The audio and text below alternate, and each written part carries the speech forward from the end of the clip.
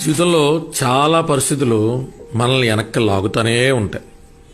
అవి మన ఆర్థిక ఇబ్బందులు కావచ్చు, కుటుంబ సమస్యలు కావచ్చు, వ్యక్తిగతమైన సమస్యలు కావచ్చు, కారణం ఏదైనా కావచ్చు, ఎప్పుడూ బలంగా మనల్ని కింద పడేయడానికి లాగుతూనే ఉంటాయి.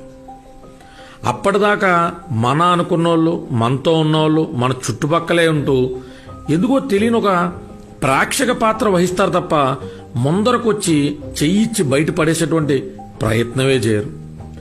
వాళ్ళు ఏమన్నా చేస్తారేమో అని మనం ఆశగా చూసి అక్కడే నిశ్శబ్దంగా ఉండిపోవడం తప్ప ఒక్కడుగు కూడా ముందరకేసేటువంటి అవకాశం ఉంటుంది.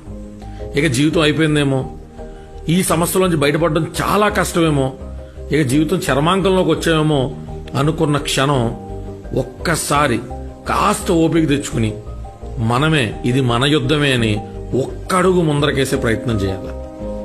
ఆ ఒక్కడుగుతో ఒక్కసారిగా మనం బయటపడిపోవచ్చు, కానీ ఆ ఒక్కడుగుతో మనలో మిగిలి ఉన్నటువంటి నిద్రాణమైన శక్తి ఇంకాస్త ఎదరకు కల్పిస్తూ ఉంటుంది.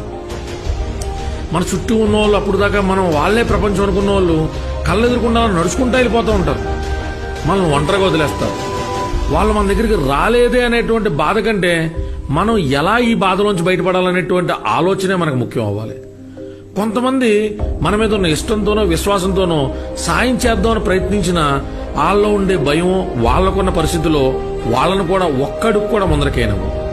కొంతసేపు చూసి చూసి వాళ్ళు కూడా వెళ్ళిపోతారు. అప్పుడు మనతో పాటు ఉండేది మనం మాత్రమే.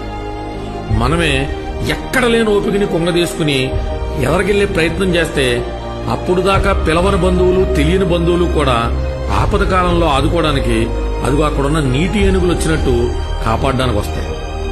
ఎంత కష్టపడుతున్నారే, మనం ఒక అడుగు ముందరకే సాయం చేద్దామని ఖచ్చితంగా భగవంతుడు అటువంటి కొత్త బంధువుల రూపంలో మనకి సాయం అందించడానికి ముందరకు వస్తాడు. మనల్ని ముందరకి తీసుకెళ్తాడు కూడా, మనల్ని ఆ సమస్యలను బయట పడేస్తాడు కూడా. కావాల్సిందల్లా అటువంటి ఆపద్బాంధవులు వచ్చే క్షణం దాకా మనల్ని మనం కాపాడుకుంటూ ఒక్కో అడుగు ఎదరకేస్తూ ఎక్కడ లేని శక్తిని కూడగట్టుకుని బతికేటువంటి ప్రయత్నం చేయడం మాత్రం. నిత్య జీవితంలో తెలియని, చెప్పుకోలేని కష్టాలతో బాధపడుతున్న మిత్రులందరికీ ఇది కాస్త ఊరటనిస్తుందని ఆశిస్తున్నాం.